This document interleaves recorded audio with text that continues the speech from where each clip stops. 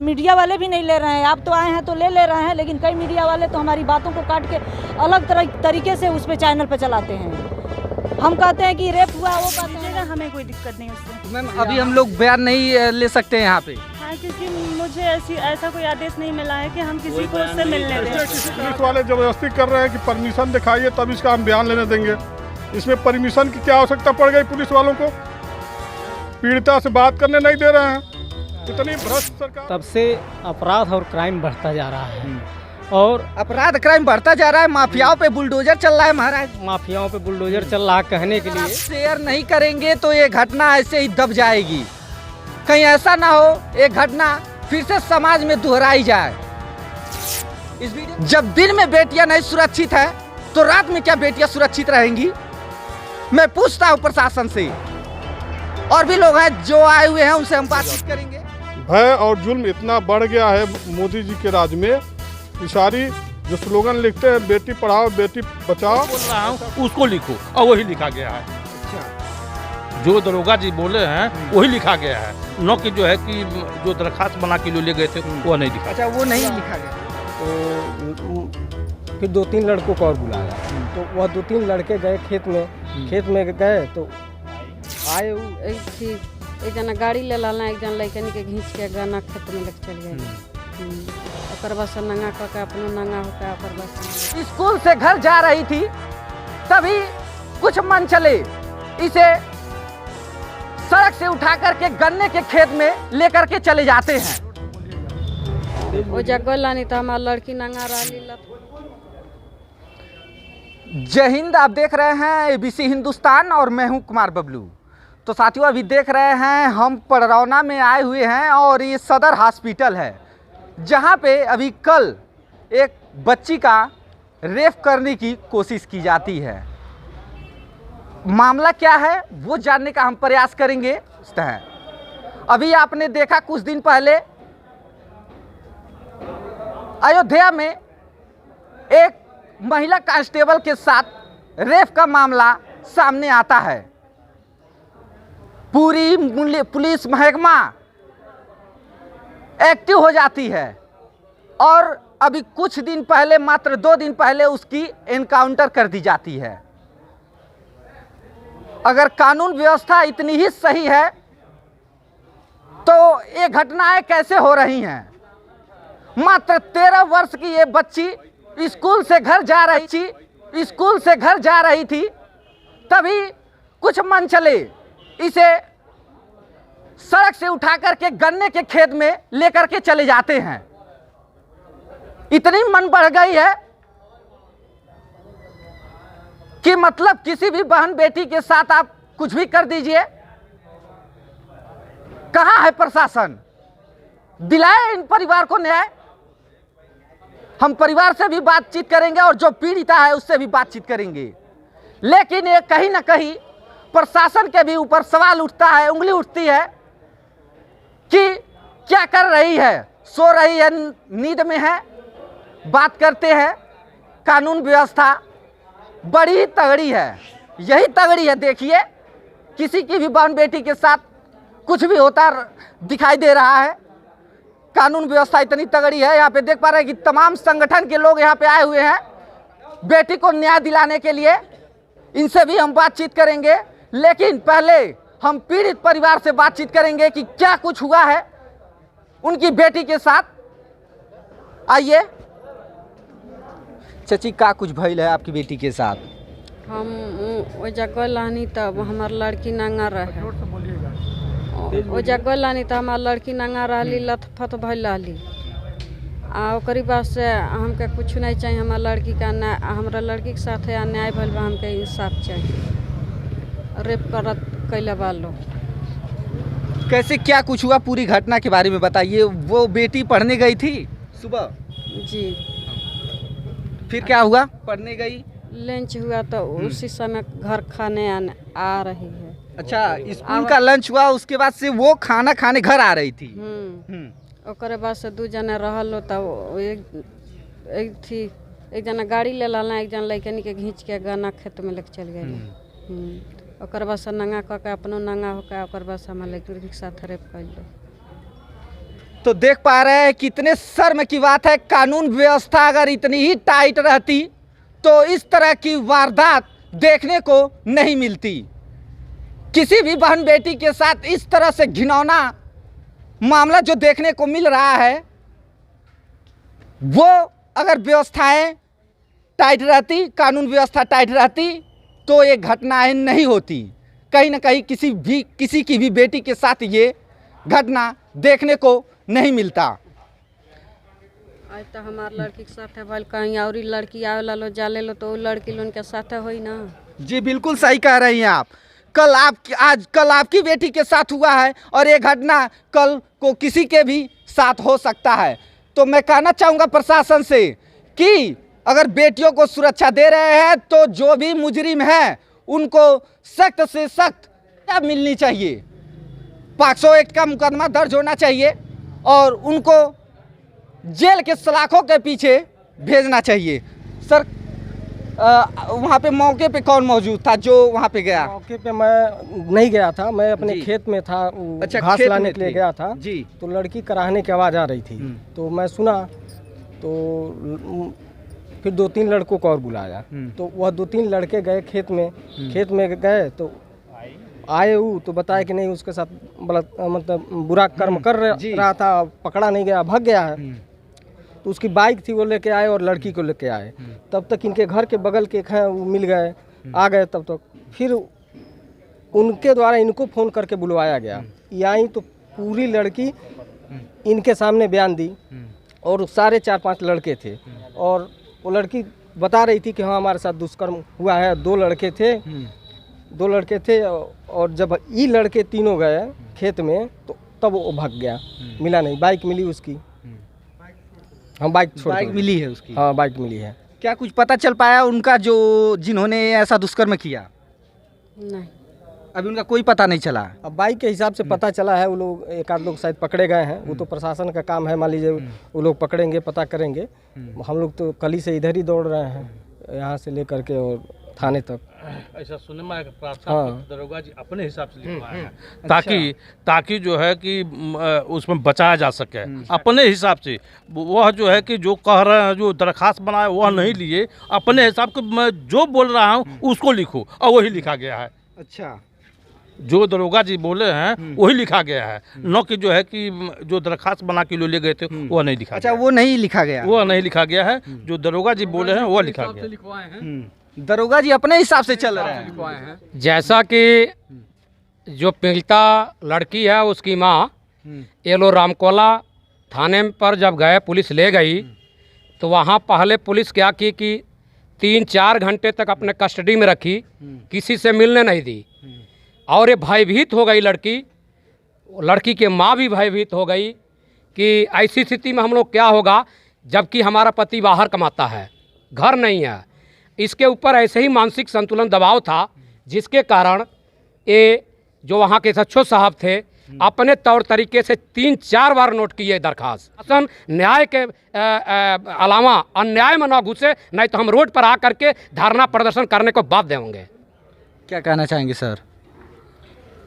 भाजपा राज्य में जो योगी जी के मुख्यमंत्री शहर के बगल में कुशीनगर जिला पड़ता है, भाजपा मोदी जी और योगी जी कहते हैं बेटी पढ़ाओ बेटी बचाओ, लेकिन उनका नारा जो ये लगता है बिल्कुल असफल है। आए दिन गरीबों पर रेप और हत्या का केस होता है, लेकिन मोदी जी और योगी जी इस पर कोई ध्यान नहीं देते हैं। सिर्फ वो अपने नारा से बाही लूटते हैं और प्रचार प्रसार करते हैं।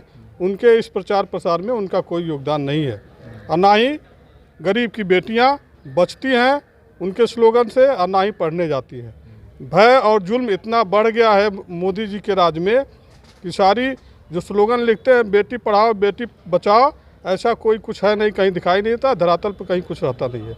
अगर इस बेटी के साथ अत्याचार जुल्म के खिलाफ अगर अन्याय हो रहा है और न्याय नहीं मिल रहा है तो हम सभी लोग आकर के धरने बैठेंगे, पड़ौना में रास्ता जाम करेंगे, थाना का घेराव करेंगे, डीएम का घेराव करेंगे, एसएसपी पे घेराव करेंगे, ताकि इस बेटी को न्याय मिल सके। देख पा रहे हैं भागीदारी पार्टी के सचिव हैं, राष्ट्रीय सचिव और तमाम पार्टियों के यहाँ पे अध्यक्ष, मौजूदा अधिकारी आए हुए हैं और इस पीड़ित परिवार के साथ खड़े हैं। एनसीआरबी का डाटा पहले मैं आपको बता दूं कि वर्तमान समय में कितनी बलात्कारें हो रही हैं। तो पहले मैं 2019 का डाटा आपको बता देता हूं। 2019 में 32,033 लड़कियों के साथ रेप हुआ था। ये 2019 का मैं डाटा बता रहा हूं। अगर एवरेज निकाला जाए, एवरेज की अगर हम बात करेंगे तो ये डाटा 86 लड़कियों के साथ प्रतिदिन रेप का आंकड़ा निकल के आता है। इस तरह से अगर 2021 की हम बात करें तो 2021 में 31,677 लड़कियों के साथ रेप का मामला सामने आता है। जहां पे बात करती है बीजेपी सरकार कि हमारे शासन में महिलाओं को काफ़ी सुरक्षा मिल रही है, लड़कियां काफ़ी सुरक्षित है, कभी भी घर आ जा सकती है, 12 बजे रात को घर आ सकती हैं। जब दिन में बेटियां नहीं सुरक्षित है तो रात में क्या बेटियां सुरक्षित रहेंगी? मैं पूछता हूं प्रशासन से। और भी लोग हैं जो आए हुए हैं, उनसे हम बातचीत करेंगे। सर, इस मामले को लेकर के क्या कहना चाहेंगे? इस मामले को लेकर यह कहना चाहेंगे कि पीड़ित परिवार को प्रशासन पूरी न्याय दे और माननीय मुख्यमंत्री जी से मैं अपील करना चाहूँगा कि आप जो भाषण में बोलते हैं कि यूपी की बेटियां 12 बजे रात को भी रोड पे टहल सकती हैं, अमित शाह जी बोलते हैं, प्रधानमंत्री जी बोलते हैं, ये आए दिन हर छोटी बिरादरी के बच्चियों के साथ ऐसी घटनाएं हो रही हैं और इस पे प्रशासन कोई निर्णय नहीं ले रहा है। और मुकदमे को खास करके छोटी बिरादरी के बच्चियों के साथ ऐसा होता है तो न थाने के थानेदार मुकदमा लिखने के लिए तैयार नहीं होते हैं। हम लोगों को धरना देना पड़ता है, हम लोगों के थाने पे चढ़ाई करना पड़ता है, तो किसी तरीके से मुकदमा लिखा जाता है। कहीं ना कहीं आपके कहने का तात्पर्य ये है कि प्रशासन के द्वारा भी लापरवाही बरती जा रही है। पूरी लापरवाही बरती जा रही है, उसमें कोई लेकिन नहीं है। जी सर, क्या कहना चाहेंगे इस पूरे मामले को लेकर के? कैसे देख रहे हैं? कितनी बेटियां सुरक्षित है इस योगी राज में? सबसे पहले तो हम ये कहना चाहेंगे कि जब से योगी सरकार आई है तब से अपराध और क्राइम बढ़ता जा रहा है। और अपराध क्राइम बढ़ता जा रहा है, माफियाओं पे बुलडोजर चल रहा है महाराज। माफियाओं पे बुलडोजर चल रहा है कहने के लिए ठीक है, लेकिन हम यही चाहेंगे कि इस बेटी के साथ जो हुआ है आगे किसी और बेटी बहन के साथ इस तरह के वारदात न होने पावे और इस बच्ची के साथ न्याय दिया जाए, न्याय मिलना चाहिए शासन प्रशासन से। और न्याय नहीं मिलेगा तो हम सभी संगठन के लोग रोड पर चक्का जाम करेंगे, घेराव करेंगे और तब जाकर के शासन और प्रशासन की आंखें खुलेंगी और वो नींद से जागेंगे। मामले को लेकर के जहां योगी सरकार बात करती है कि बेटियों को सुरक्षा मिल रही है, क्या ऐसी घटनाएं देखने के बाद बेटियों को क्या लग रहा है, सुरक्षा मिल पा रही है? ऐसे घटना को देखने के बाद तो यही लग रहा है कि कहीं न कहीं हमारी बेटियां, हमारी बहनें असुरक्षित हैं। ये कहीं न कहीं उनका दावा जो है झूठा साबित हो रहा है। ये घटना बताता है कि हमारे वहाँ की जो बच्चियां हैं कैसे पढ़ने जाएं। अगर वो स्कूल से घर आने तक में सुरक्षित नहीं है, दिन की ये बात है, तो रात को घूमने की बात तो अलग ही है। तो निश्चित रूप से इसमें प्रशासन को संज्ञान लेकर के और जल्द से जल्द और उचित कार्रवाई करनी चाहिए। जबकि ये सुनने में आया है कि ओरिजिनल एप्लीकेशन तक बदल दिया गया है और इतना संगीन जुर्म होने के बावजूद भी अभी जो पास्को एक्ट 9 लगाया गया है, अभी तक जो है केवल हिला हवाली हो रही है इसमें। आज यहाँ अस्पताल में हम लोग जब आए, गिरफ्तारी हुई है कि नहीं? सुनने में आया कि एक व्यक्ति को उन्होंने गिरफ्तार किया था कल शाम को। आगे अभी क्या हुआ, जबकि पता चला कि 2 अभियुक्त थे उसमें जो है, और एक तीसरा भी कोई था जो पुल पर बैठ करके इनकी रखवाली कर रहा था। अच्छा। तो 3 की बात सामने आई है कि जो बाइक के पास में खड़ा बैठ करके देख रहा था शायद, और इनको 2 लोग पकड़ के शायद ले गए थे। तो ऐसा कुछ सुनने में आया है। तो जहाँ तक है कि यहाँ पर वो बच्ची चूँकि अर्ध विकलांग के रूप में है, मुंह से तुतलाहट की आवाज़ आती है, सही बात अगर वो उसकी लोग नहीं समझ पा रहे हैं, जबकि उसकी भावनाएं जो है बिल्कुल साफ साफ कर रही है कि उसके साथ बहुत बड़ा दुराचार हुआ है और वहाँ के चश्मदीद गवाह भी कह रहे हैं। फिर भी जो एप्लीकेशन में इस चीज़ को न दिखाया गया है, यहाँ तक कि आज सुबह के अखबार में भी हमने देखा तो सिर्फ छेड़खानी की एक मामला उसमें छपा हुआ है, जबकि घटना कुछ उससे अलग है जी।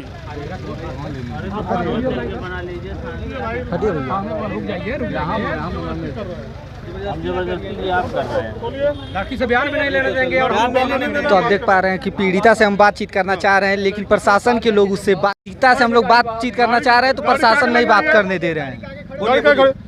देखिए, ये इस लड़की के साथ इतना जघन्य अपराध हुआ है और इसका मेडिकल हुआ है, पीड़िता का बयान लेने पुलिस वाले नहीं लेने दे रहे हैं। पुलिस वाले ज़बरदस्ती कर रहे हैं कि परमिशन दिखाइए तब इसका हम बयान लेने देंगे। इसमें परमिशन की क्या आवश्यकता पड़ गई पुलिस वालों को? पीड़िता से बात करने नहीं दे रहे हैं।